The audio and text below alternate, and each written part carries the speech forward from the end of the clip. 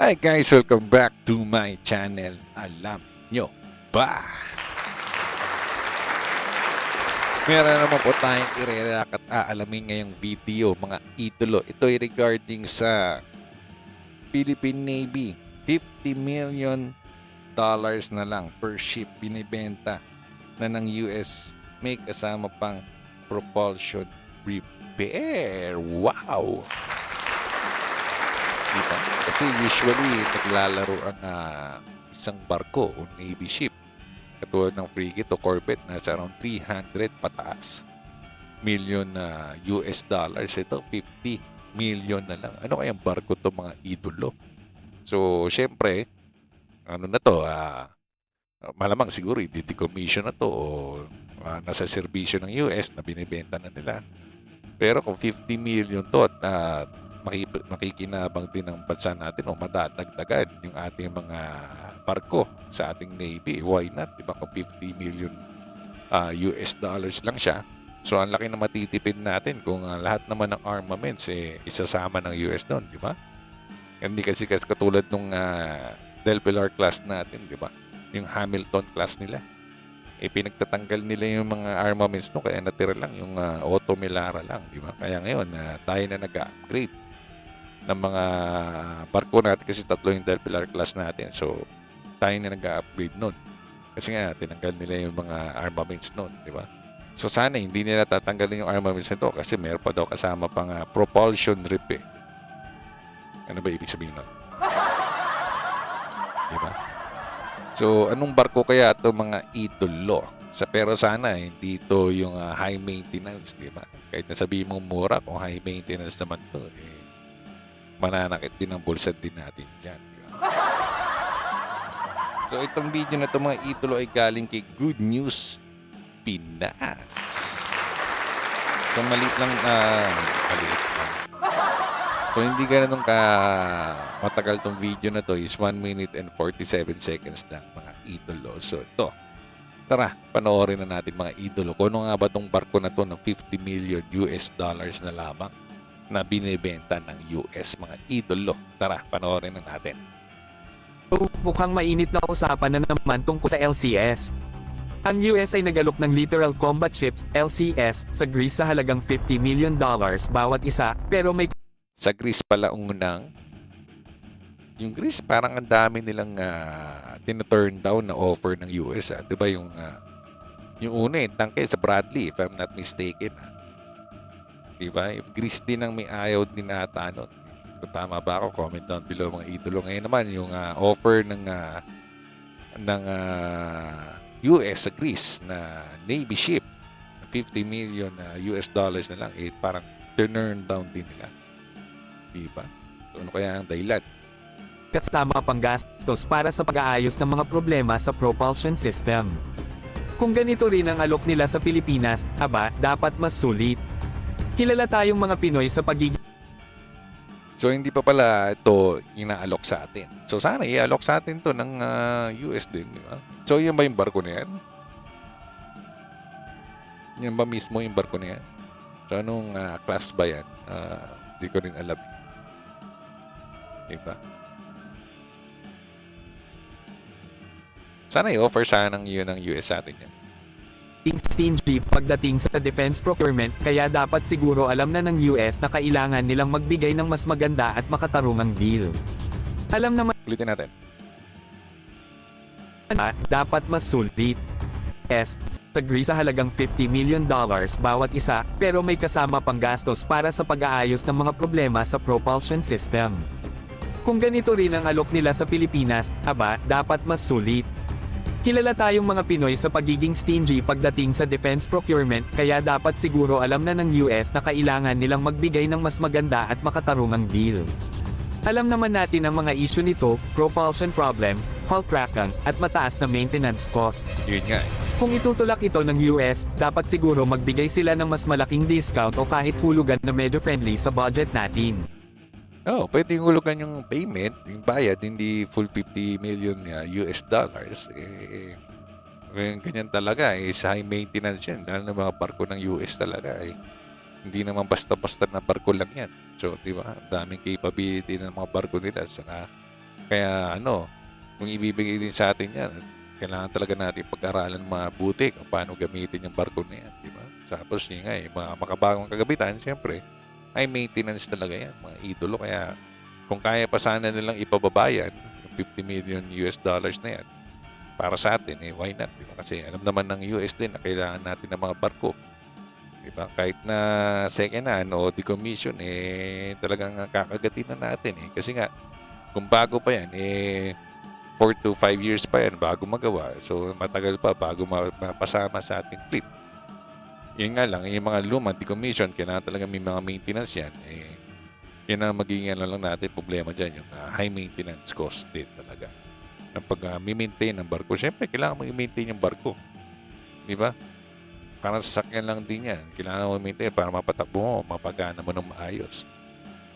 Mamaya, kung kailangan mo nang gamitin yan, lalo na sa gera o ano pa man, biglang pumalya dahil hindi mo inaalagaan o hindi mo mini-maintain yung sasakyan mo o pandagat man yan o panlupa.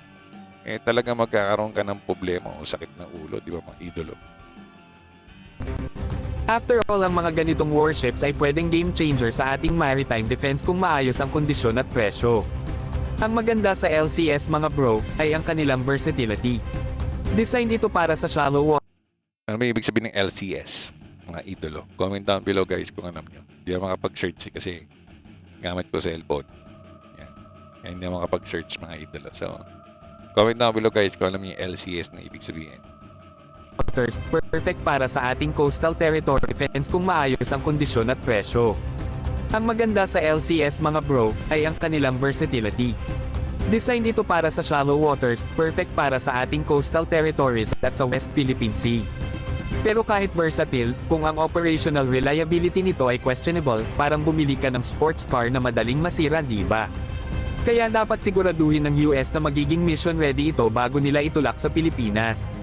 Kung tutusin, Tama, mahirap naman bilhin ng o ibigay sa atin o bilhin natin ng may problema, di ba? So, kailangan, dapat bago nila ipasa sa atin yan, o bago natin bilhin, kailangan naka-maintain na yan o maayos yung takbo, pati lahat ng systems niya, maayos, di ba? Para kung i-maintain man, hindi ganun kasakit sa bulsa o matagal pa bago i-maintain ng talagang kailangan mo yung sobrang maintain, di ba? Yung siguro mga minimal maintenance na pwede mong magawa hanggang nabigay nila sa atin yan. Dapat maayos yung mga heavy maintenance niyan. Nagawa na nila para yun nga, hindi na tayo mahirapan din, di ba? baka mas sulit pa kung tumingin tayo sa ibang options. Ang Japan, South Korea, Ulit nga, masira, di ba? Kaya dapat siguraduhin si. Pero kahit versatile, kung ang operational reliability nito ay questionable, parang bumili ka ng sports car na madaling masira, di ba? Kaya dapat siguraduhin ng US na magiging mission ready ito bago nila itulak sa Pilipinas.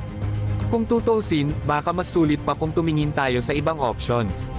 Ang Japan, South Korea, at kahit ang European countries ay may mga tested at mas reliable na warship designs. o yun. So, marami naman tayong mga allied na bansa na pwede natin kausapin o pwede naman silang din mag-offer ng low cost din na second hand na barko.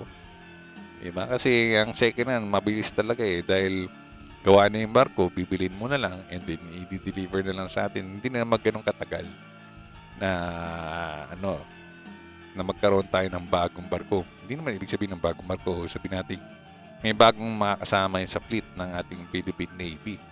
Diba? Kaya second option talaga natin is yung bumili ng second hand na barko.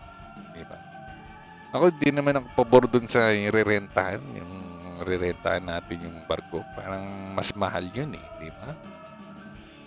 Kung yung maintenance dun sa kanila, kung yung maintenance dun hindi sa atin, okay naman din siguro yun. Pero dahil nga nasa atin yung barko, inaarkila natin, at baka tayo mag-maintain din yan, di ba?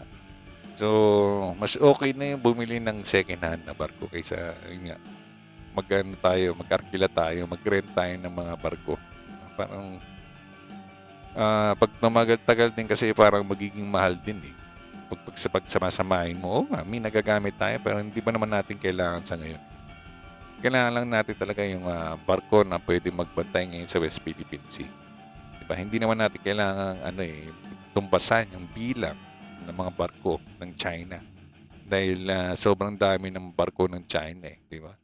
So doon naglalaro sila sa 100 to 200 na barko. Doon pa lang sa West Philippine Sea. Tayo, isa, dalawa, ganyan. Di ba? Kaya hindi naman natin masasabayan yun. Di ba? Kaya ako sa akin, mas okay din ang brand new or second hand magbibili. Yung renta, siguro hindi naman ganun karami yung renta. Siguro isa, dalawa lang. Mga ganun lang para yun nga, meron tayong barko pero sabihin mong marami kang re-rentahan parang hindi rin naangkop pa sa ngayon di ba? At magiging high cost din yan para sa atin sa pagre-renta lang. So yun. Yun lang naman sa akin naman lang, di ba? Ito yun, kung gusto nyo, di ba? Wala naman tayong magagawa. Sila naman magde-decide yan.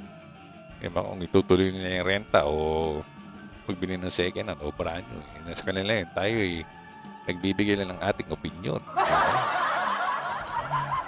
Opinion lang naman tayo.